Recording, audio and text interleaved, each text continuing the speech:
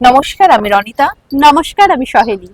আজ আমাদের আনকাট আড্ডার এই বিশেষ আলোচনা পর্বে আপনাদের সকলকে জানাই আন্তরিক স্বাগত। আজ আমরা কথা বলবো এমন এক সঙ্গীকে নিয়ে যে কখনো খুব জোরে ছুটে চলেনি, কিন্তু শতাব্দীর পর শতাব্দী ধরে কলকাতার হৃদয়ের ভেতর দিয়ে হেঁটে গেছে নিঃশব্দে। সে হলো আমাদের ট্রাম।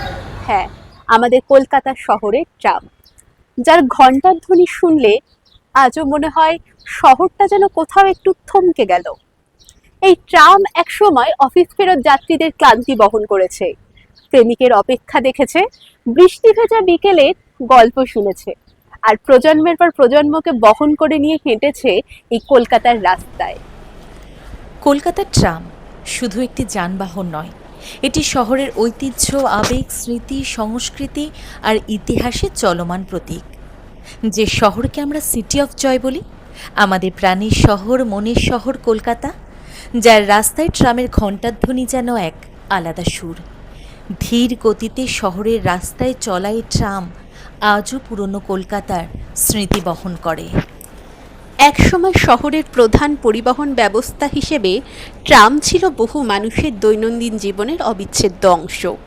আর আজ যখন বহু মানুষ ভেবেছিল ট্রাম হয়তো ইতিহাসের পাতায় হারিয়ে যাবে, ঠিক তখনই কলকাতার ঐতিহ্যবাহী হেরিটেজ ট্রাম আবার ফিরে এসেছে নতুন করে, নস্টালজিয়া, সংস্কৃতি আর পরিবেশ বান্ধব ভবিষ্যতের বার্তা নিয়ে। এই ট্রাম প্রথম কিভাবে আমাদের প্রাণের শহর কলকাতায় পা রাখল, সেই ইতিহাস আমরা আপনাদের শোনাবো আমাদের আনকাট আড্ডার মধ্যে দিয়ে আড্ডা দিতে দিতে। সালটা তখন 1873। কলকাতার প্রথম ঘোড়ায় টানা ট্রাম চালু হয়। এই ট্রাম চলতো শিয়ালদহ থেকে আর্মেনিয়ান ঘাট পর্যন্ত। ভাবুন তো, আজকের এই ব্যস্ত ধর্মতলা, শ্যামবাজার বা চৌরঙ্গিতে একসময় চলেছে ঘোড়ায় টানা ট্রাম, কিন্তু সেই রকম যাত্রী না হওয়ায় কয়েক মাসের মধ্যেই বন্ধ হয়ে যায় এই ট্রাম পরিষেবা। এরপর 1880 সালে ক্যালকাটা ট্রামওয়েজ কোম্পানি গঠিত হয় এবং আবার নিয়মিত ট্রাম পরিষেবা শুরু হয়। তখনও ট্রাম ঘোড়ায় টানাই ছিল। এরপর 1882 সালে আসে স্টিম ইঞ্জিনে টানা ট্রাম। 1902 সালে কলকাতায় প্রথম বৈদ্যুতিক ট্রাম চালু হয়। এরপর কলকাতা এশিয়ার প্রথম শহরগুলির মধ্যে একটি হয়ে ওঠে যেখানে ইলেকট্রিক ট্রাম চলত। এবার আসি ট্রামের স্বর্ণযুগ নিয়ে। একসময় কলকাতায় 30টিরও বেশি ট্রাম চলত। তখন কলকাতা ছিল ব্রিটিশ ভারতের রাজধানী। শহরের ব্যস্ততা বাড়ছিল, আর সেই ব্যস্ত শহরকে সংযোগ দিয়ে চলেছিল ট্রাম লাইন। শ্যামবাজার থেকে খিদিরপুর, গড়িয়াহাট থেকে ধর্মতলা, কালীঘাট, টালিগঞ্জ। ট্রাম শুধু মানুষ বহন করেনি, বহন করেছে এক শহরের সময়কে। 1940 থেকে 1990 সালের মধ্যে ট্রাম ছিল এই কলকাতা শহরের লাইফ লাইন। গোটা শহরকে যেন এই ট্রাম এক সুতোয় বেঁধে রেখেছিল। ট্রামের সবচেয়ে বড় সৌন্দর্য কি জানেন? সে কখনো তাড়াহুড়ো করে না। আজকের পৃথিবী যখন শুধু ছুটতে জানে, ট্রাম তখনও ধীরে চলতে শেখায়। ট্রামের জানলা দিয়ে দেখা কলকাতা অন্যরকম গল্প শোনায়। ময়দানের হাওয়া, কলেজ স্ট্রিটের বইয়ের গন্ধ, ভেজা রাস্তার আলো, পুরনো বাড়ির বারান্দা, সব যেন একটু ধীর হয়ে আসে। তাই ট্রাম শুধু পরিবহন নয়, এ এক অনুভূতি। বাংলা সিনেমা, সাহিত্য, কবিতা সবখানেই ট্রাম আছে। সত্যজিৎ রায়ের শহর ভাবনায় ট্রাম ছিল এক অবিচ্ছেদ্য অংশ। পুরনো বাংলা সিনেমায় ট্রামের দৃশ্য মানেই কলকাতার পরিচয়।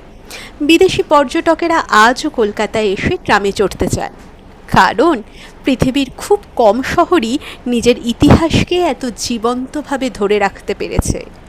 কিন্তু সময় বদলেছে, রাস্তা ব্যস্ত হয়েছে, গাড়ি বেড়েছে, মেট্রো এসেছে, ফ্লাইওভার উঠেছে, আর ধীরে ধীরে পিছিয়ে পড়তে শুরু করেছে ট্রাম। অনেকে বলতে শুরু করলেন ট্রামের যুগ শেষ। একসময় যে ট্রাম কলকাতার গর্ব ছিল, সে ট্রামই যেন শহরের কোনায় কোনায় নিঃশব্দ হয়ে পড়ে রইল। কিন্তু ইতিহাস কখনো পুরোপুরি মুছে যায় না। কলকাতা কখনোই ভুলে যায়নি তার চলন্ত ইতিহাসকে। তাই আজ আবার কলকাতার হেরিটেজ ট্রাম ফিরে এসেছে নতুনভাবে।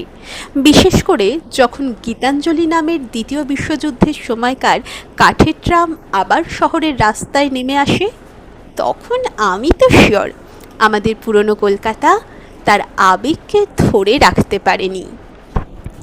এই গীতাঞ্জলি ট্রামের বিশেষত্ব, এটি দ্বিতীয় বিশ্বযুদ্ধের সময় তৈরি নোনাপুকুর ওয়ার্কশপে নির্মিত কাঠের বডি। এটিকে 2014 সালে হেরিটেজ ট্রাম হিসেবে ঘোষণা করা হয়। শোনা যায় যুদ্ধের সময় ব্ল্যাকআউটের মধ্যেও মোমবাতির আলোয় এই ট্রাম তৈরি করা হয়। ভাবুন তো, একটি ট্রাম যা শরীরের কোনায় কোনায় ইতিহাস লেগে আছে। এই ট্রাম শুধু একটি পুরনো গাড়ি নয়, এ যেন চলন্ত ইতিহাস। গড়িয়াহাট থেকে ধর্মতলা, তারপর শ্যামবাজার, যখন সেই কাঠের ট্রাম আবার ঘণ্টা বাজিয়ে এগিয়ে যায়, শহরের মানুষ দাঁড়িয়ে দেখে। কেউ ছবি তোলে, কেউ ভিডিও করে, কেউ শুধু চুপচাপ তাকিয়ে থাকে। কারণ ট্রাম ফিরলে কলকাতার একটা হারিয়ে যাওয়ার সময়ও যেন একটু ফিরে আসবে। আজ আমরা চলে এসেছি স্মরণিকাতে, যা কলকাতার ট্রাম ঐতিহ্যের এক অনন্য নিদর্শন। 1938 সালের একটি পুরনো ট্রামকে সংস্কার করে এই মিউজিয়াম গড়ে তোলা হয়েছে, যেখানে কলকাতার ট্রামের দীর্ঘ ইতিহাস, পুরনো টিকিট, কন্ডাক্টরের সরঞ্জাম, বিরল আলোকচিত্র এবং বিভিন্ন স্মারক সংরক্ষিত রয়েছে। এখানে একটি ছোট্ট ক্যাফে রয়েছে, যা দর্শকদের এক বিশেষ অভিজ্ঞতা দেয়।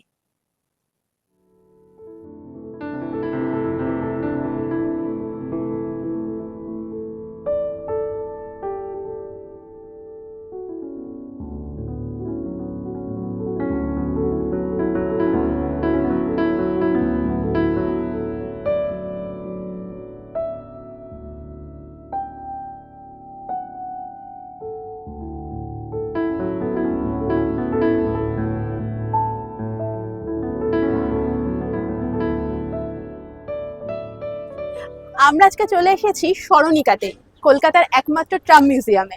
তো এখানে আমরা কয়েকজনকে পেয়ে গেছি যারা সবেমাত্র স্মরণিকা থেকে বেরিয়েছেন। তো তাদের থেকে শুনে নিই তাদের এই ট্রাম মিউজিয়ামের এক্সপিরিয়েন্স কেমন। আপনার নাম? আমার নাম বিশ্বজিৎ দে। আচ্ছা, আপনি কোথা থেকে আছেন? বাঁকুড়া ডিস্ট্রিক্ট থেকে। আচ্ছা আচ্ছা, আপনি এখানে কি প্রথমবার? হ্যাঁ, প্রথমবার। তো আমাদের এই ট্রাম মিউজিয়াম কেমন লাগলো? ট্রাম মিউজিয়াম সত্যি খুব ভালো লেগেছে। যারা হেরিটেজকে ভালোবাসে, যারা কলকাতার প্রাচীনত্বকে ভালোবাসে, তাদের কাছে খুবই ভালো লাগবে। এটা যা শুনলাম, এটা one of the fastest trams, এবং সেটাকে সংরক্ষিত করে রাখা হয়েছে। ভেতরে এখানকার স্টাফদের বিহেভিয়ার খুব ভালো। 20 টাকার বিনিময়ে আমরা টোটাল 45 মিনিটস টাইম পেলাম। খুব সুন্দর কাটলো। আচ্ছা, এই ট্রাম নিয়ে আপনার কি ধারণা? যে ট্রাম যে আমাদের বন্ধ হয়ে গেছিল, তারপরে আবার চালু হলো, সেই নিয়ে আপনার অনুভূতি কি? দেখুন, প্রাচীনত্বকে ধরে রাখার দায়িত্ব আমাদের।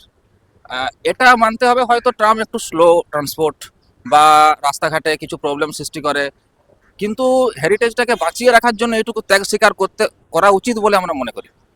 একদমই তাই, দাদা একদম ঠিক কথা বলেছে। আর আপনার এই যে এই ট্রাম যখন ছোট ছিলেন বা আপনার আগে যখন কলকাতায় আসতেন, তখন যেরকম কলকাতা শহরে ট্রাম দেখতেন, আজকের দিনে দাঁড়িয়ে সেই ট্রাম অনেক কমে গেছে। আগে যেখানে 37টার উপর ট্রাম চলতো, এখন সেখানে 2টোতে এসে দাঁড়িয়েছে। তো সেই অনুভূতিটা আপনার কেমন লাগে? আমি চাই যে যদি জেনারেল রুটের হয়তো কিছু প্রবলেম সৃষ্টি করে, সেক্ষেত্রে ট্রামের জন্য অন্য কিছু উপায় অবলম্বন করেও ট্রামকে যাতে বাঁচিয়ে রাখা যায়। মানে সবকিছুর বিনিময়ে আমরা সবকিছু স্যাক্রিফাইস করতে পারি, হ্যাঁ। শুধুমাত্র কলকাতার এই হেরিটেজকে বাঁচিয়ে রাখার জন্য। রাখার জন্য। আপনাকে অনেক অনেক ধন্যবাদ আমাদের সাথে এই মূল্যবান সময়টুকু আমাদেরকে দেওয়ার জন্য। Thank you. স্মরণিকা শুধু একটি মিউজিয়াম নয়, বরং কলকাতার ঐতিহ্য, সংস্কৃতি ও স্মৃতিকে ধরে রাখার এক জীবন্ত প্রচেষ্টা। কলকাতার ট্রাম, এই দুটি শব্দের মধ্যেই যেন লুকিয়ে আছে এক শহরের আত্মা। লোহার চাকা, কাঠের আসন, টুংটাং শব্দ, এ যেন যন্ত্রের শব্দ নয়, এ শহরের স্মৃতির শব্দ। আমাদের প্রত্যেকের জীবনেই এমন একটি স্মৃতি আছে যেগুলোকে আমরা ছুঁতেও পারি না, আবার ভুলতেও পারি না। আর কলকাতার ট্রাম হলো সেগুলোর মধ্যে একটি। ট্রামের ঘন্টা যেন আবার এই শহরকে মনে করিয়ে দেয়, আমি তোমাকে ছেড়ে যাইনি, আমি এখনো আছি। আজ হয়তো রোজ আমাদের ট্রামে চড়া হবে না, কিন্তু এই ট্রামের ঘন্টার ধ্বনি আমাদের মনে করিয়ে দেবে এই আমাদের প্রাণের শহর কলকাতা। আসলে ট্রাম শুধুই একটি যানবাহন নয়, এই ট্রামকে বাঁচিয়ে রাখা মানে শুধু একটি যানবাহনকে বাঁচিয়ে রাখা নয়, একটি শহরের ইতিহাসকে বাঁচিয়ে রাখা, একটি শহরের সংস্কৃতি অনুভূতিকে বাঁচিয়ে রাখা। কারণ কলকাতার ট্রাম কোনোদিনই শুধু একটি ট্রাম যানবাহন হিসেবে ছিল না, সে ছিল একটি শহরের চলন্ত কবিতা।